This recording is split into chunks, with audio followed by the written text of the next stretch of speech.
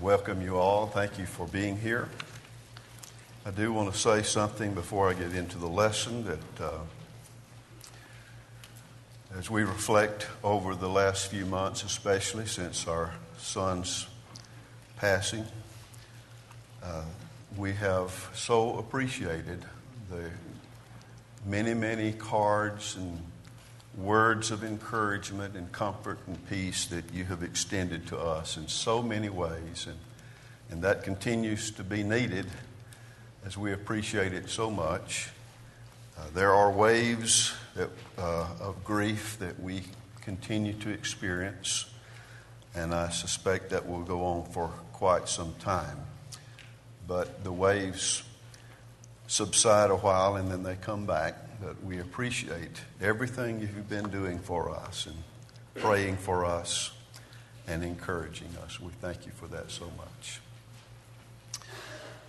Now let's turn our attention to 1 Corinthians chapter 15. We read it just a moment ago, but I'd like us to hone in on the fact that Paul sees a pattern, and he uses this pattern several times in the book of 1 Corinthians, several times in Romans, especially in the book of Hebrews. And this pattern is that which he states in verse 46 when he says, "However, the spiritual is not first, but the natural, and afterward the spiritual."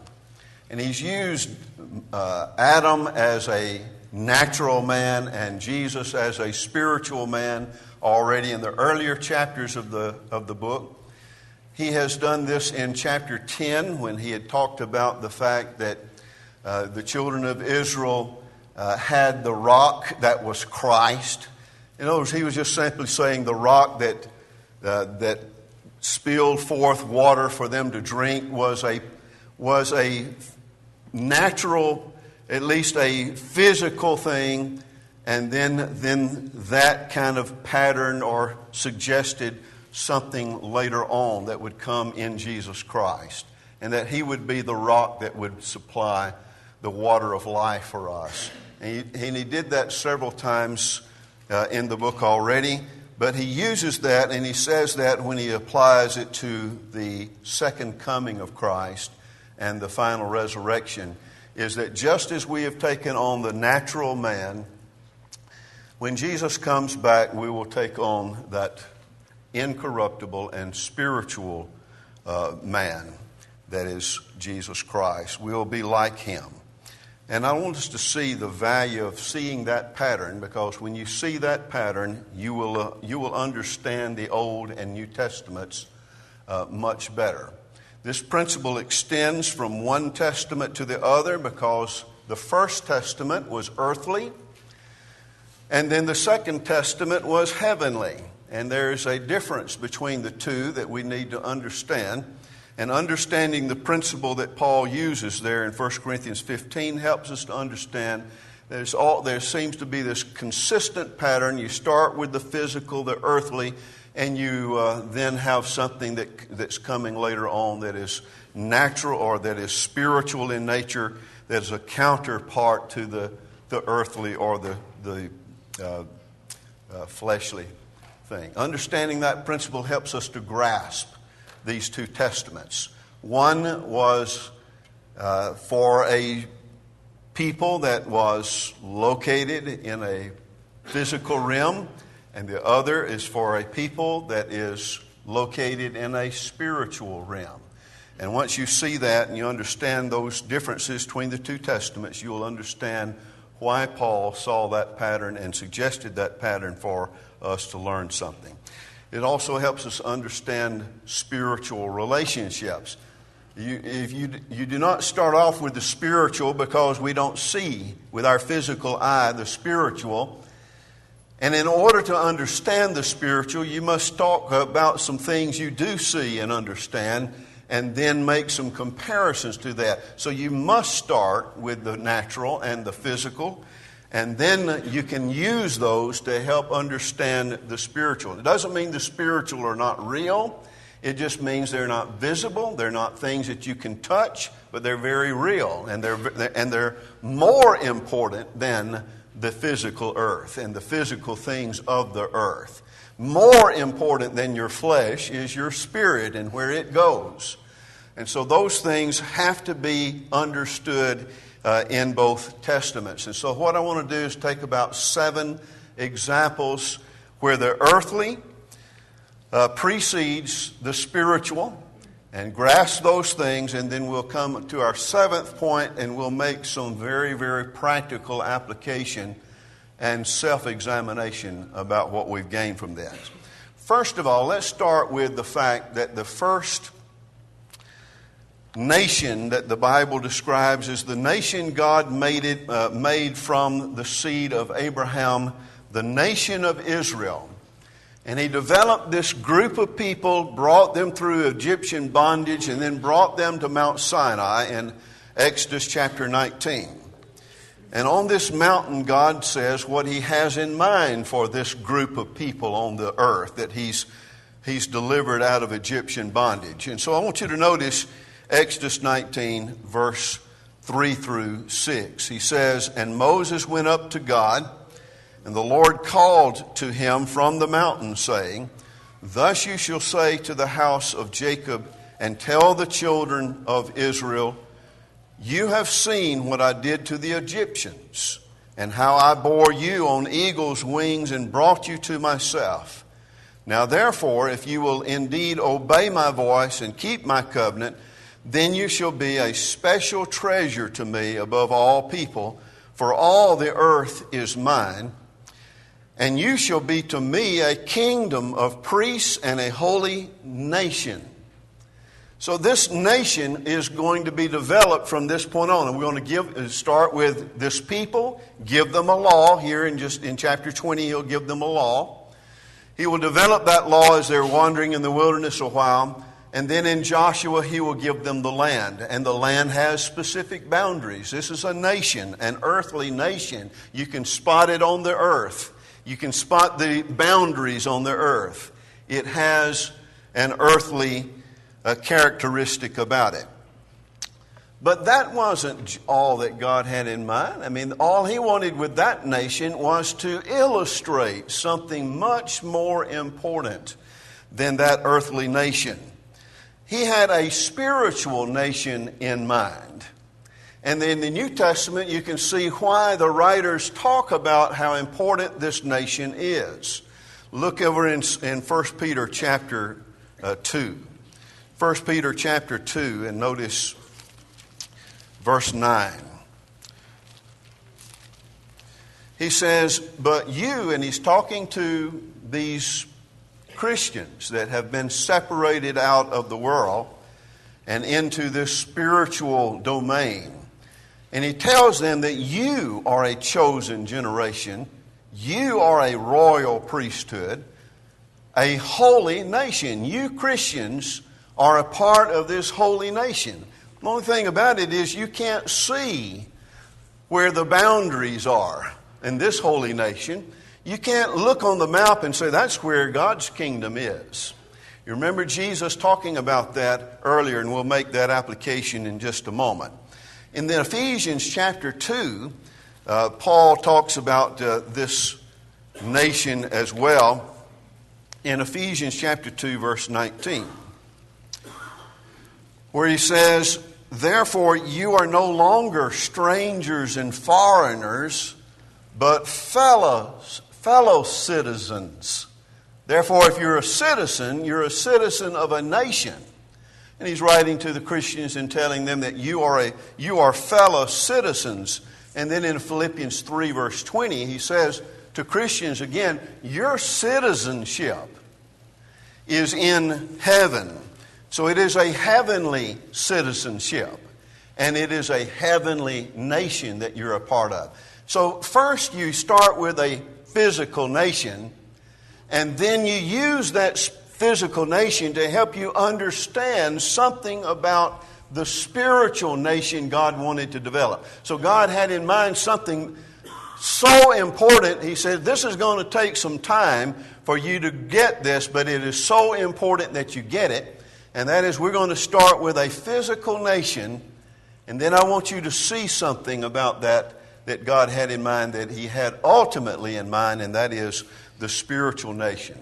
The second thing, this physical nation had an army, because it is a physical nation. It is an earthly nation. It comes from the earth.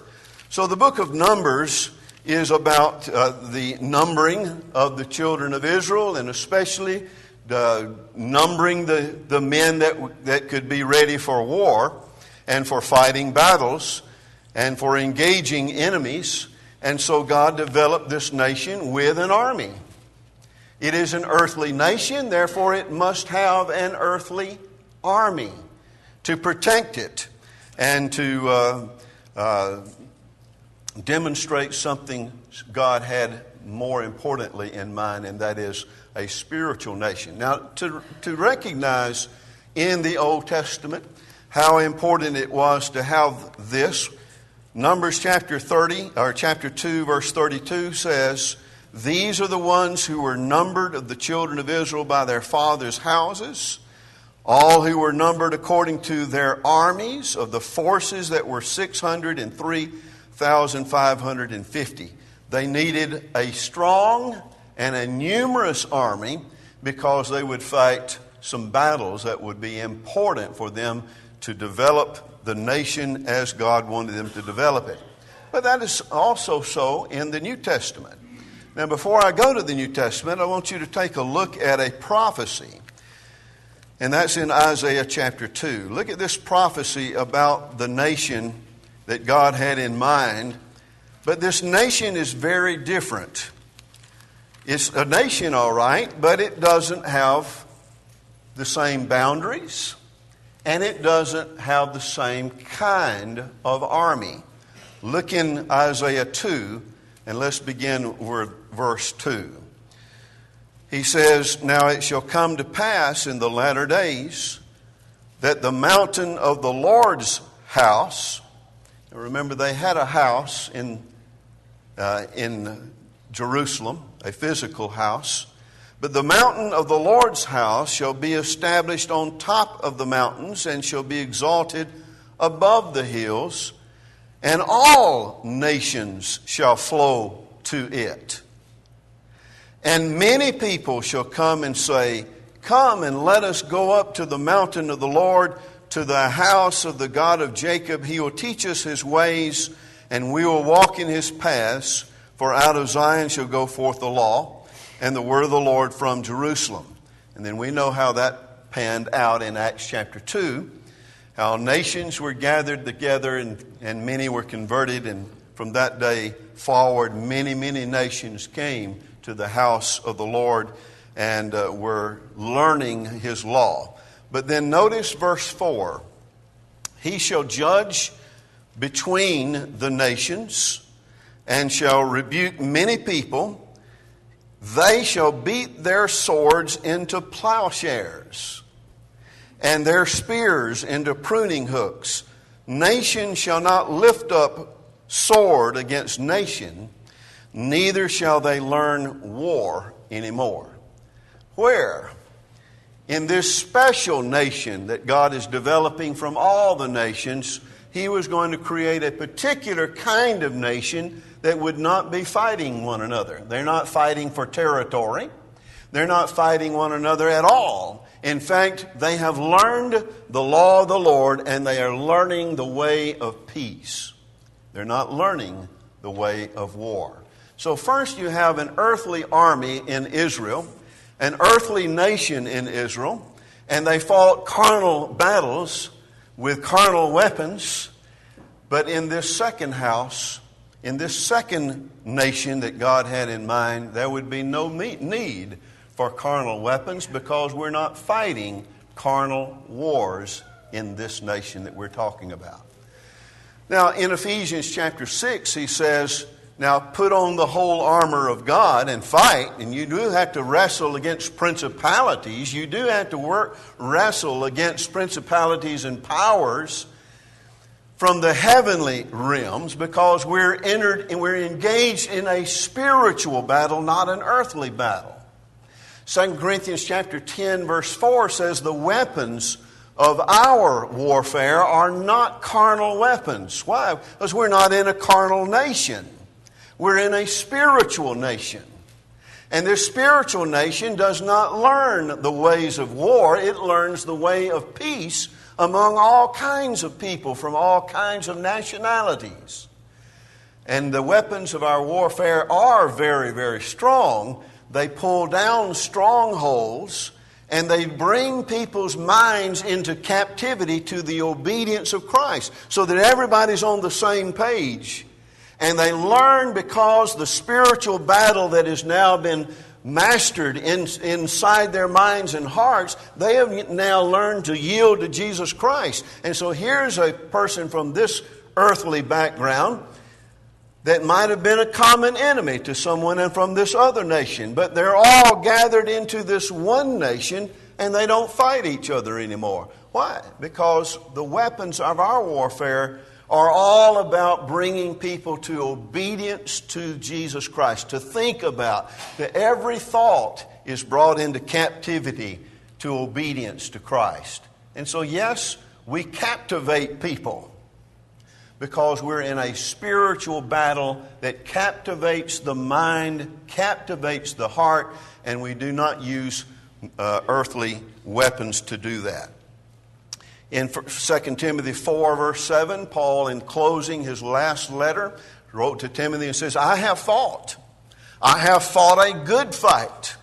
So he has been in the battle, and he has been in an army, and he recognizes himself as being in an army. And he tells everyone who is going to be obedient to Christ that you have to learn to master yourself as a good soldier. Because we're in a spiritual army. It's real, and the battle is real, but it's not physical. It's spiritual. And it's very, very crucial. In fact, it's more important than all the physical battles that were fought throughout the Old Testament. These battles go on today, and we must fight. And we must use the weapons that God has given us, the tools of victory, because it is very, very important to be a part of this nation, this spiritual nation, this spiritual army. It is nothing to play with. It's very, very crucial. First the earthly and then the spiritual. When you're talking about a priesthood, that physical nation Israel had a priesthood. That physical nation had a physical army. That physical nation had a physical earthly priesthood. They developed it after Mount Sinai. They developed it from the tribe of Levi, particularly the sons of Aaron. And then they developed that priesthood from a physical domain, gathering their prospects and their servants from that physical domain. In Exodus chapter 28, verse 41, they laid out the law for this nation, and then they laid out the tabernacle for this nation, and then they laid out the priesthood for this nation. And so it was an earthly priesthood. But the thing you find in the New Testament, of course, would be the counterpart to that. It was important to have a priesthood. The priesthood dealt with sins and preparations and going before the army, blessing the army so that the army could be blessed in their battles and the people could be blessed in their activities of life. But those were nothing compared to what God had ultimately in mind, and that was the spiritual priesthood. And you read in Revelation 1:6 that God had in mind making Christians, making every Christian a part of this priesthood. Look at Revelation 1:6. He has made us Christians that he's writing to, he has made us kings and priests. Every one of us are kings. Why? Because we're empowered to be stronger than the world. we are also empowered to be people who could bless each other and bless the world. And so we are priests. He's made us kings and priests to His God and Father. To Him be glory and dominion forever. And then another passage back in 1 Peter chapter 2. He says this, you are a chosen generation, a royal priesthood, verse 9. You are a kingly priesthood. That didn't go together in the children of Israel because they had kings from the tribe of Judah and they had priests from the tribe of Levi, but it's all going to come together in one, and so that you are kings and priests. You are a royalty, a royal priesthood. And then in verse 5 he says, you're living stones. You're being built up a spiritual house, a holy priesthood. Why? To offer up spiritual sacrifices acceptable to God through Jesus Christ. And then back in verse 9 again, he says, His own special people, that you may proclaim the praises of Him who called you out of darkness into His marvelous light. It is light that is greater than they had in Israel at any point in time. They never had such light as we have now. They had earthly light, but they did not have the spiritual light that you and I have in this spiritual nation, with this spiritual army, with this spiritual priesthood that God had in mind for us. The fourth example. In Exodus chapter 19, verse 6, again, remember he says, you are a kingdom. He called them a kingdom because they had their domain that was given to them by God. And that domain would have a king reigning over them, preferably God. Later on they would have an earthly king in Saul, David, and Solomon, and the other kings that God had provided for them. But that was just to prepare the groundwork for us understanding something even more important than what they had under that system, that earthly system. Jesus told Pilate, you don't have to worry about us upsetting your kingdom because my kingdom is not of this world. John 18, verse 36. If my kingdom were of this world, and he says, my servants would fight that I wouldn't be delivered to you. But my kingdom is not from here. It is a kingdom. I am a king. I'm not saying I'm not a king. I am one. But my kingdom is not of this world, and therefore you don't have to worry about us fighting physical battles with you. We're about fighting spiritual battles. We're a kingdom, a domain of people who are translated out of darkness and into the kingdom of His dear Son, Colossians 1, verse 13 says. So over and over, so far we have looked at 4 different ways that we see. First, the earthly. But the earthly is only a model for us to look at so that we can have a greater grasp of spiritual things and how important those spiritual things are. First the earthly, then the spiritual. The fifth consideration. They had an earthly tabernacle later on, an earthly temple. The tabernacle was portable as long as they were wandering in the wilderness. They needed a portable unit, a tabernacle. When they finally settled in the land and conquered the land and obtained the stronghold of Jerusalem itself, then they brought in David, and David then his son, he prepared the way for his son Solomon to build the great temple. Now these are houses for God, for the people to look and see physically.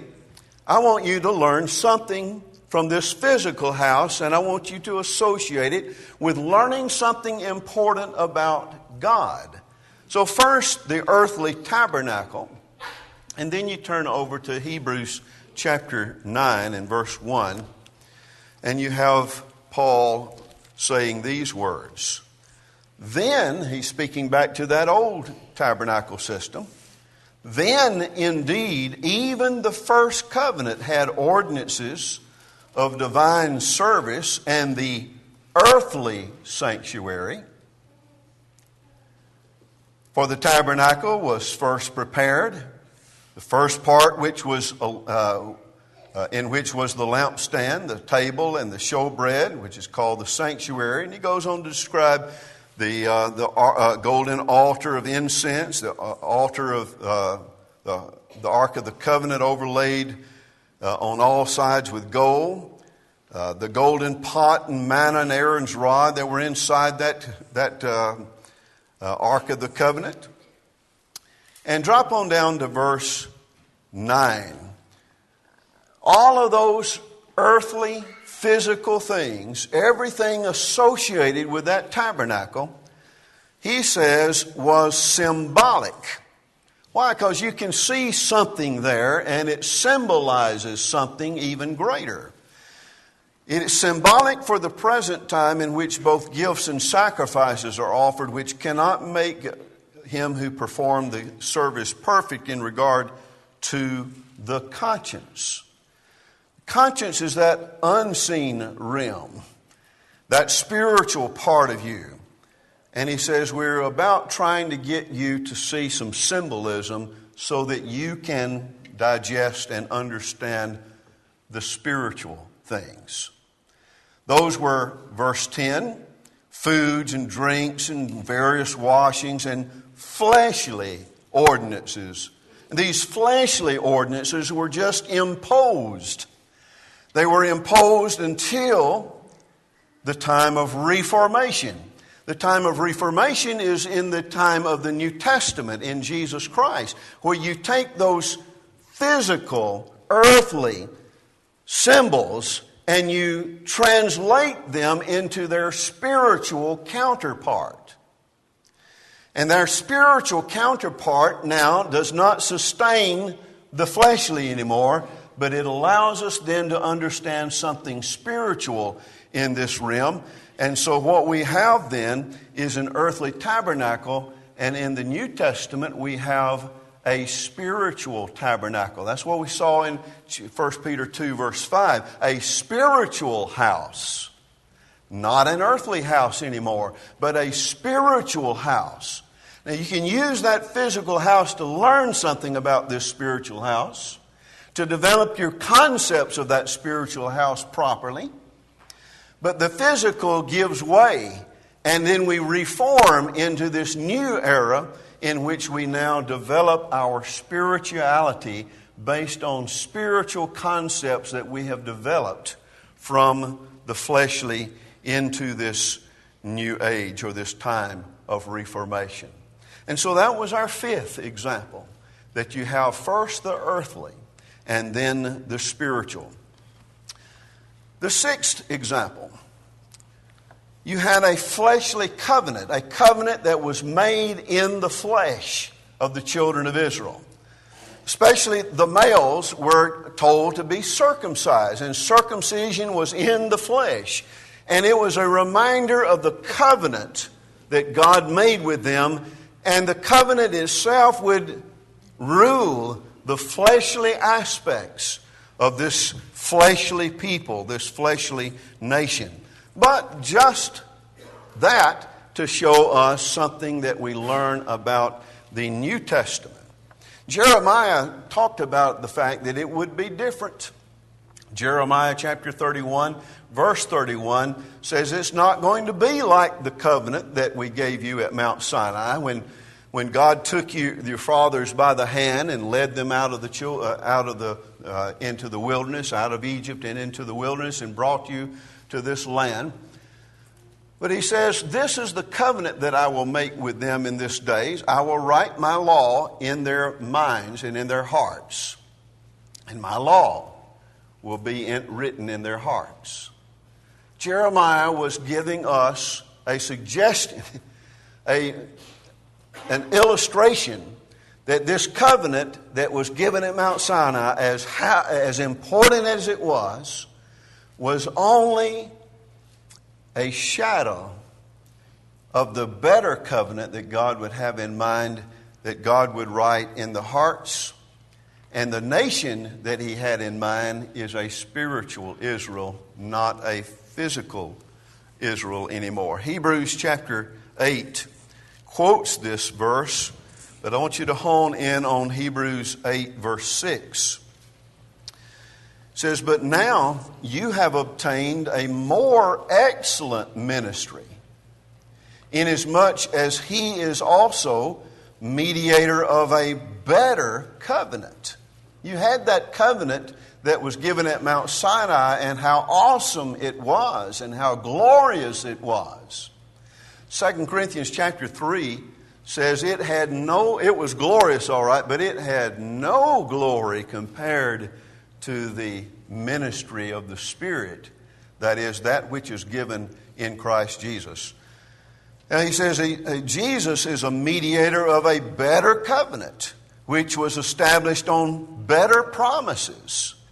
And then you'll notice also in chapter 9 of Hebrews, verse 15, "And for this reason, he is the mediator of the new covenant by means of death, for the redemption of the transgressions under the first covenant, that those who are called may receive the promise of eternal inheritance."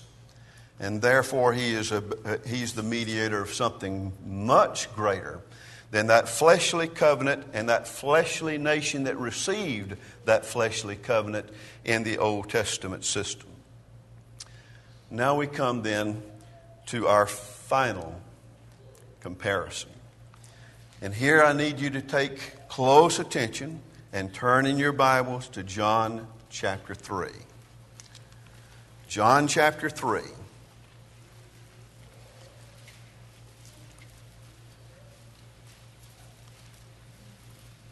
This is crucial. You must understand first the earthly, then the spiritual. Now, Nicodemus did not understand this concept, and Jesus is going to try to teach him this concept. First the fleshly, then the spiritual. Verse 1, John 3. "There was a man of the Pharisees named Nicodemus, a ruler of the Jews. This man came to Jesus by night and said to him, 'Rabbi, we know that you are a teacher come from God, for no one can do these signs that you do unless God is with him.'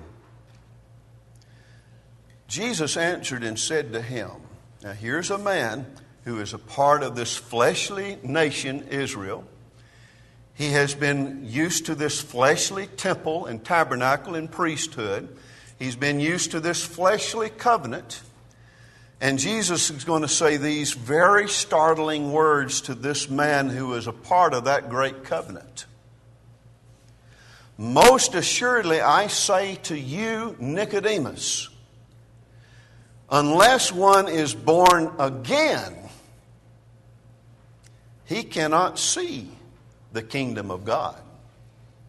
Now get this. The kingdom of God is spiritual. It is not of this world. And unless you're born again, you will not see this kingdom. Why? Because you don't see this kingdom with your physical eye. You have to be born again to see this kingdom. Nicodemus said to him, and all he can think, he's been trained in fleshly things, earthly things, all of his life, but he has not grasped the spiritual counterparts that should have been developed. He could have developed those concepts from the Old Testament, but he didn't. I mean, we saw in Isaiah chapter 2, Isaiah suggesting something about this nation that doesn't have war, doesn't learn war anymore. He could have seen from Daniel chapter 2 that whereas you saw the development of the kingdoms of Babylon and then Persia and Greece and then the Roman Empire, and how kingdoms of men come and go, and how one kingdom takes over another kingdom. But Daniel says, this kingdom that the Lord is going to set up in the days of that fourth empire, this is going to be a stone that rocks all of it. And it will fill the earth. And it will not be left to other people, as you'd seen Babylon left to the Persians, and the Persians left to the Greeks, and the Greeks left to the Romans, and on you could say about earthly kingdoms. But he says this kingdom is going to last. It will stand forever. You cannot destroy it. It will last forever. And Nicodemus should have developed those concepts from the Old Testament itself. But he didn't learn the principle, first the earthly, then the spiritual. Jesus is going to point that out. Nicodemus said, how can a man be born when he is old? Can he enter a second time into his mother's womb and be born? And Jesus answered, most assuredly I say to you, unless one is born of water and the Spirit. Now get this. You must be born again to see this kingdom. You must be born of the water and the Spirit. Not just water, but water and the Spirit. Now, if there is no change in the Spirit, then you just got wet. We don't want that to be the case. That there was not a germination of this inside thing going on, this heart thing that was going on in our conversion. Most assuredly, I say to you, unless one is born of water and the Spirit, he cannot enter the kingdom of God. Now in verse 3, he says, you won't see it. And then verse 5, he says, you won't enter it. You must see it and you must enter it. But that can only happen if you are born again. Now notice then his further explanation in verse 6. That which is born of the flesh, you see, first the flesh. You do have to be physically born. But I'm not talking about that when I say you must be born again. That which is born of the flesh is flesh. And that which is born of the Spirit is spirit. Jesus also said in John chapter 4 to the lady at the well, the woman at the well of Samaria, he says, the hour is coming and now is when those who worship the Father must worship Him in spirit and in truth. Why? Because we have grasped spiritual concepts and we understand spiritual concepts. And one of the things that we've learned from the Old Testament system is first the fleshly birth, and then secondly, the spiritual birth, which is far more important. Now, I said all that to say this, and I want you to take note. The spiritual birth enters you into a spiritual nation. It's real, but it's not physical. Into a spiritual army that's real, with real battles, but it's not earthly. A real kingdom with a real king and real citizens, and a real priesthood that you get to participate in and be a part of. A real tabernacle, but not a physical one. A real covenant between your heart and God's heart. And so we must ask this question and answer it. Have you been born again? So that you understand first the fleshly, then the spiritual. And that will be the way it will be in the end. We have participated in the fleshly, And on the day of judgment, in the resurrection day, we will participate in the eternal resurrection. The resurrection in which our corruptible body is exchanged for the incorruptible body. Have you been born again so that you see all of this and now you want to enter into this, or you're entering into it by the process of this new birth? Are you engaging in the duties of being a citizen of this nation? Are you engaging in the duties and privileges of being in God's house, the duties and the privileges of being citizens of this great nation and citizens of this kingdom and a part of this great priesthood? You're not a part of this just to be a spectator of what others do. You must be born again to enter into this domain yourself, to be translated out of darkness and into the kingdom of His dear Son. I hope that we see that then, that both of those, all 7 of those points, and then see that there's probably even more things we could have mentioned, maybe some things that we should have mentioned, but these are enough for us to say, I want to be a part of that because I see it. I see it now, the layout of the Old Testament and the great spiritual blessings that are provided in Jesus Christ. If you want to be a part of that, you must be born of water and the Spirit. Can we help you with that in any way? Please come and let your wishes be made known as we stand together and sing this song.